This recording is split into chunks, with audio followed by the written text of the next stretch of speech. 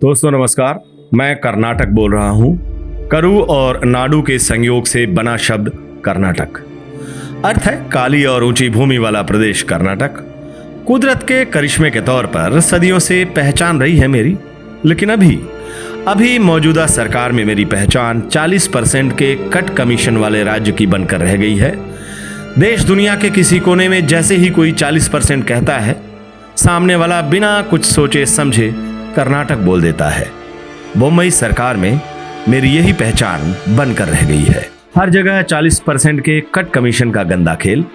सड़क, स्कूल, सरकारी ठेका, सरकारी नौकरी, अस्पताल, पुल, शमशान, कब्रिस्तान, सब जगह सरकार को 40% का चढ़ावा चढ़ाओ, अपना काम बनाओ। ठेकेदारों की संस्था ने सार्वजनिक तौर पर कहा कि मौजूदा बम्बई सरकार 40% कमीशन लेकर ही ठेके का काम आवंटित करती है।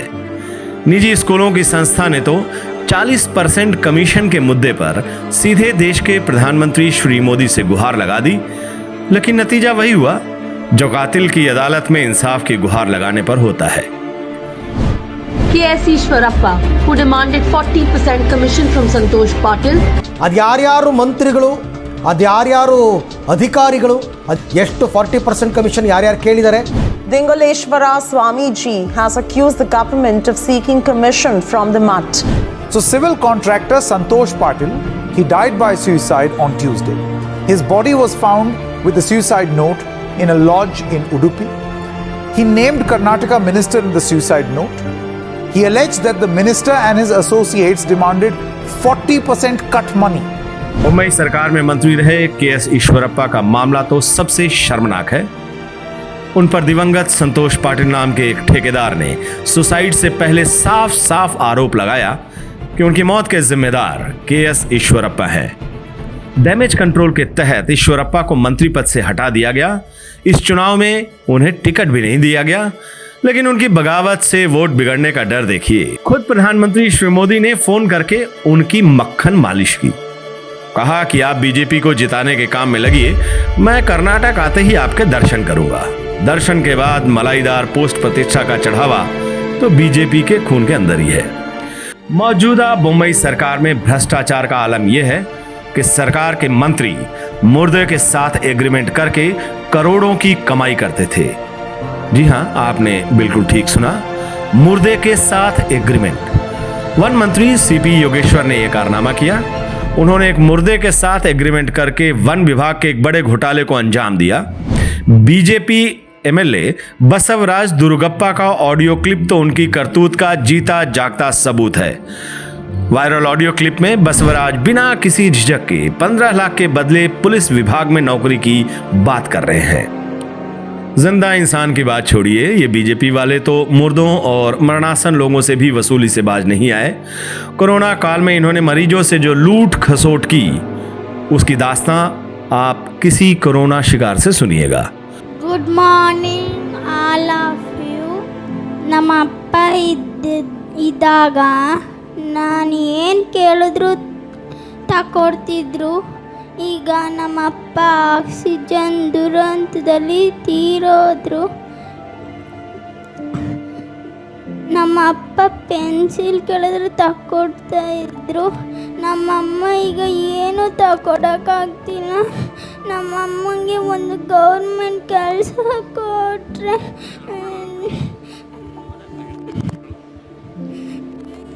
ನಮಗೆ ಓದೋಕ್ಕೆ ಸಹಾಯ ಮಾಡಿಕೊಟ್ರೆ ನಾವು ಓದಿ ಡಾಕ್ಟ್ರ್ ಆಗ್ತೀನಿ. ನಮ್ಮ ಅಪ್ಪನ ಡಾಕ್ಟ್ರುಗಳು ಸಾಯಿಸಿದ್ರು, ನಾನು ಡಾಕ್ಟ್ರಾಗಿ ಜನರ ಸೇವೆ ಮಾಡ್ತೀನಿ. ಮತ್ತು ನಮ್ಮನ್ನ ಆಂಬುಲೆನ್ಸಲ್ಲಿ ಕರ್ಕೊಬಂದಿದ್ದು ಹುಡುಗನು ಗೋಗರ್ದ. ಆಮೇಲೆ ನಮ್ಗೆ ಅಡ್ಮಿಟ್ ಮಾಡ್ಕೊಂಡ್ರು. ಬೆಡ್ ಏನು ಕೊಟ್ಟಿರಲಿಲ್ಲ, ಸ್ಟ್ರೆಚರ್ ಮೇಲೆ ಮಲಗಿಸಿದ್ರು ಸರ್। अस्पताल में एक बेड, ऑक्सीजन के एक सिलेंडर की खातिर मरीज और उनके परिवार वालों के कपड़े तक उतरवाने पर तुले थे ये बीजेपी वाले। पैसा पैसा पैसा, यही है बीजेपी की नीति और नियत। पब्लिक से पैसा लूटो, चुनाव में फूंको और किसी भी तरह कल बल छल से सत्ता हासिल करो। शुरू से बीजेपी की यही चुनावी राजनीति रही है। इस चुनाव में भी वो इसी नीति पर चल रही है। पता है मुंबई सरकार में मंत्री रहे रमेश जारकोहिली ने एक चुनावी सभा में क्या कहा? अगर हम आपके वोट का 6,000 रुपए ना दें तो हमारे उम्मीदवार को वोट मत देना। एक वोट की कीमत 6,000 रुपए। सार्वजनिक मंच से ऐलान, न कोई लुकाव न कोई छिपाव। शर्म हया या नियम नैतिकता की तो बात ही बेकार है इस बोम्मई सरकार में। इस बीजेपी सरकार ने सबसे ज्यादा चोट मेरी सांप्रदायिक सद्भाव और सामाजिक समरसता पर पहुंचाई है। सदियों से हर धर्म और जाति के लोग मेरी सरजमी पर सद्भाव और प्यार मोहब्बत से रहते आए, लेकिन इस बोम्मई सरकार ने मेरे अपनों को जाति और धर्म के नाम पर बांटने के लिए क्या कुछ नहीं किया। धर्म के नाम पर हत्याएं तक हुई मेरी जमीन पर। क्यों? ताकि आम लोग रोजी रोटी की बात नहीं कर सकें, विकास की बात भूल जाएं, आने वाली तमाम नस्लों और फसलों की बात भूलकर जाति और धर्म के बेफजूल बातों में उलझे रहे। आपको याद है बीजेपी के शीर्ष नेतृत्व ने विकास के मुद्दे पर क्या कहा था? कहा था डबल इंजन की सरकार होगी तो विकास की गाड़ी सर पर दौड़ेगी। हकीकत में क्या हुआ? देश की आईटी राजधानी बेंगलुरु की तमाम आईटी कंपनियों को सरकार को चेतावनी देनी पड़ी कि डबल इंजन की सरकार की यही रीति नीति रही तो वो अपना बोरिया बिस्तर समेट कर किसी और राज्य में शिफ्ट हो जाएंगे।